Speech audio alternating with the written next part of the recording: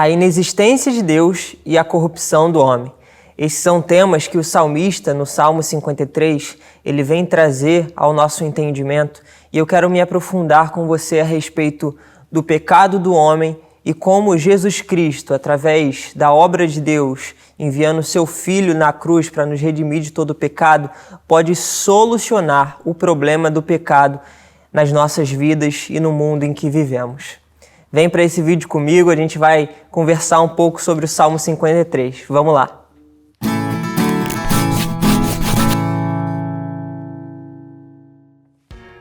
Fala pessoal, meu nome é Lúcio Nipper e eu tô aqui para trazer um pouco de reflexão à sua vida a respeito dos Salmos, essa série de Salmos, e eu quero trazer mais um Salmo da Palavra do Senhor para a sua vida hoje. Hoje a gente vai falar do Salmo 53, que nós pregamos ele na quarta-feira passada, nós refletimos a respeito dele na mensagem, no momento de oração que nós tivemos aqui na sala de oração. Convido você a assistir o nosso culto lá, o último culto da sala de oração, para aprender um pouco mais a respeito desse Salmo em uma pregação completa, tá bom? Então, pessoal, antes de falar exatamente sobre o Salmo, eu quero falar a respeito do Evangelho que nós pregamos. Toda pessoa ela foi chamada a pregar o Evangelho. E eu posso entender o Evangelho de Jesus Cristo em 4 partes. A gente pode separar o Evangelho em 4 partes principais. A primeira delas é a criação. A segunda é a queda do homem. A terceira, a redenção. E a quarta, a consumação ou a resposta do homem diante da redenção de Jesus Cristo. Como a gente falou, na criação, Deus criou todas as coisas de acordo com a sua vontade para a sua glória. Em virtude disso, o homem pecou diante de Deus e por causa disso, ele caiu no pecado. Ao cair no pecado, o homem se viu destituído da glória de Deus, afastado da presença de Deus.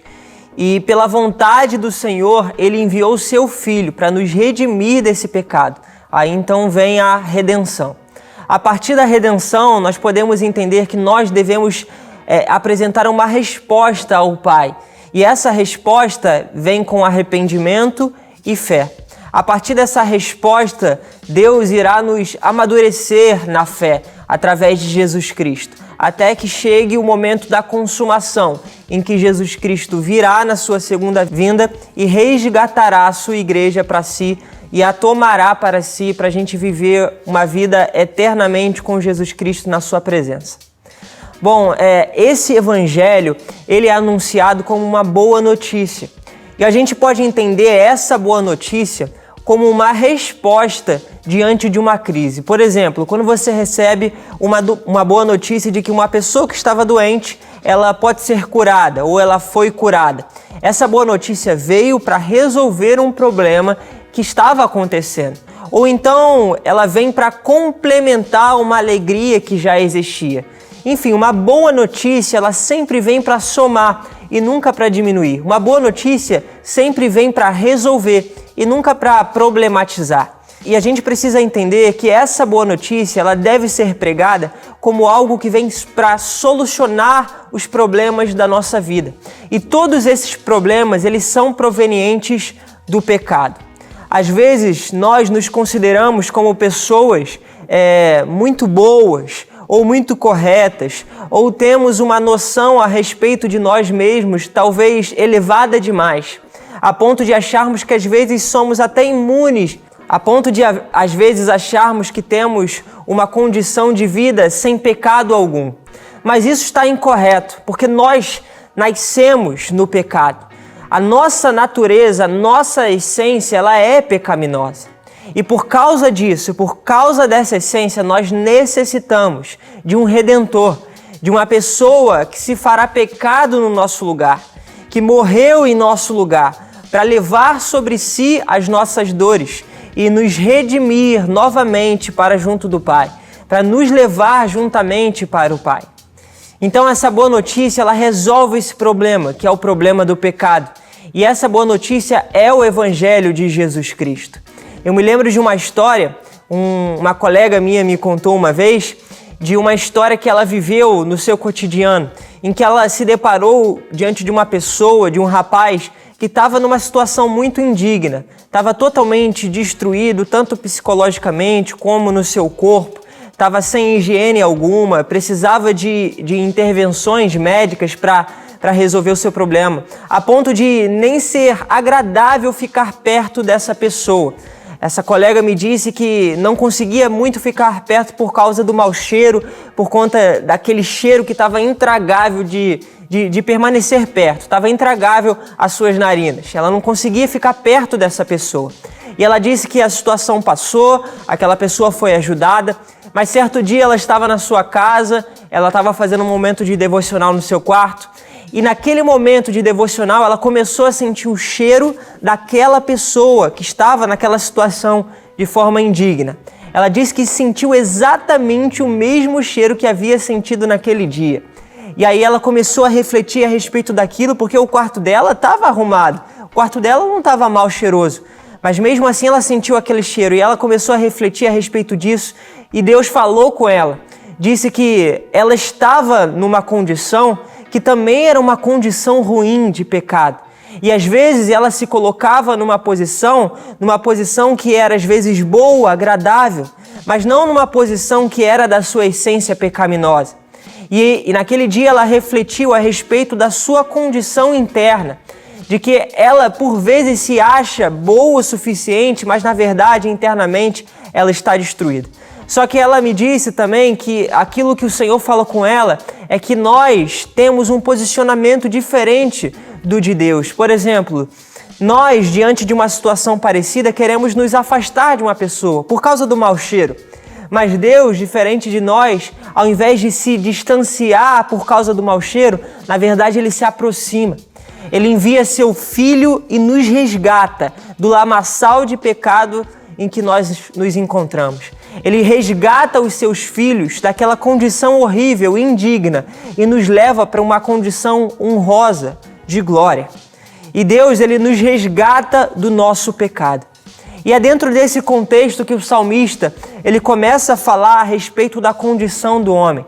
No Salmo 53, assim como no Salmo capítulo 2, no Salmo capítulo 14, os salmistas, eles falam a respeito do ápice do homem no seu pecado.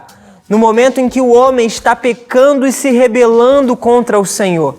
E ele começa a dizer que os homens, eles estão indo contra os preceitos do Senhor, contra a graça do Senhor, contra a sua palavra, contra tudo aquilo que é dos atributos do Senhor. E o salmista começa a relatar isso. Por exemplo, no Salmo capítulo 2, no verso 1 e no verso 2, o salmista diz: "Por que se amotinam as nações e os povos tramam em vão? Os reis da terra tomam posição e os governantes conspiram unidos contra o Senhor e contra o seu ungido. E dizem: façamos em pedaços as suas correntes, lancemos de nós as suas algemas." Aqui o salmista está falando de uma condição em que o homem se encontra se rebelando contra o Senhor. O texto diz que o homem prefere se desatar das correntes do Senhor. Ou melhor, ele entende a graça e o amor do Senhor como correntes que os privam do seu potencial humano completo. E aí os homens tentam se desgarrar do Senhor para viver uma vida independente dele. Aqui há rebeldia, aqui há pecado, onde os homens estão se rebelando contra o Senhor. E no Salmo 53, o salmista diz: "Diz o tolo em seu coração, Deus não existe." Aqui eu entendo que é o ápice do homem no seu pecado, ao declarar que Deus não existe. E aqui o salmista não está falando que o homem está declarando verbalmente que Deus não existe. Mas o texto diz que o homem diz em seu coração. Ou seja, não é algo que é expressado verbalmente, mas é algo implícito do ser humano. Aonde o homem vive a sua vida, até podendo achar que Deus é bom, que Deus pode existir, mas em seu coração ele está afastado do Senhor, a ponto de não considerar a existência do Senhor em sua vida. E aí, através dos seus atos contínuos de pecado, ele vai se distanciando do Senhor cada vez mais, até chegar a um ponto em que ele está totalmente aquém do Senhor e da sua presença em sua vida. Na continuidade do Salmo, o salmista diz assim: corromperam-se e cometeram injustiças detestáveis. Não há ninguém que faça o bem. Nós sabemos que todo o bem, tudo aquilo que é bom, tudo aquilo que é agradável vem do Senhor. Então não é surpresa achar que o homem que está distante do Senhor, ele vai deixar de fazer coisas boas, ou ele vai fazer coisas ruins. Porque tudo aquilo que é bom vem do Senhor. Então eu só posso fazer o bem quando eu estou no Senhor. Às vezes podemos achar, uma pessoa boa, mesmo não tendo confessado Jesus como Senhor, será que ela não pode ir para o céu? Não, porque a única coisa que nos leva para o céu é o Senhor Jesus Cristo. E quando o Senhor Jesus Cristo está em nossos corações, Ele gerará em nossos corações uma capacidade de, através dos atos de justiça, fazer o bem. Nós nos apresentaremos diante do Senhor com vestes brancas. O texto lá em Apocalipse, capítulo 3, se eu não me engano, o apóstolo João fala que nos apresentaremos com linho fino, vestidos de linho fino. E ele diz que esse linho fino representam os nossos atos de justiça. Ou seja, só seremos capazes de fazer o que é bom e agradável ao Senhor por causa do Senhor e por causa da sua bondade. E aí no verso 2, o salmista, e aqui é interessante notar, porque mesmo diante de todo esse pecado da natureza do homem, o salmista diz aqui que o Senhor está à procura daqueles que não vão se dobrar às vontades carnais, não vão se dobrar aos pecados mundanos. O texto diz no verso 2, Deus olha lá dos céus para os filhos dos homens, para ver se há alguém que tenha entendimento, alguém que busque a Deus. Amém? O Senhor está dos céus olhando para mim e para você, procurando corações submissos, corações quebrantados, capazes de dizer não para o pecado e sim para o propósito celestial que há no nome de Jesus Cristo.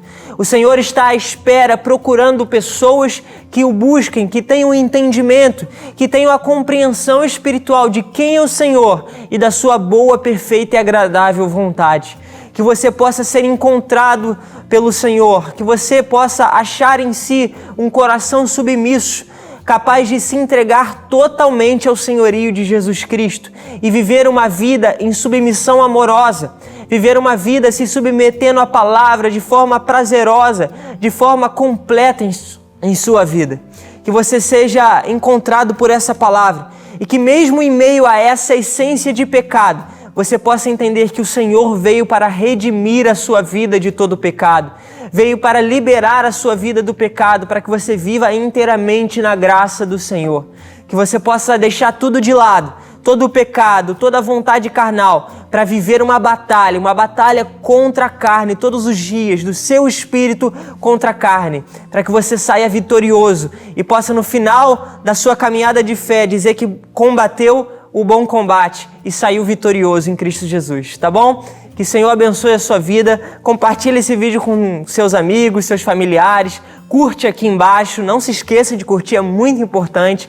Se inscreve no nosso canal também se você não é inscrito, ative o sininho para você receber as notificações e fique atento às nossas programações, tá bom? Até o próximo vídeo, um grande abraço para você e até mais!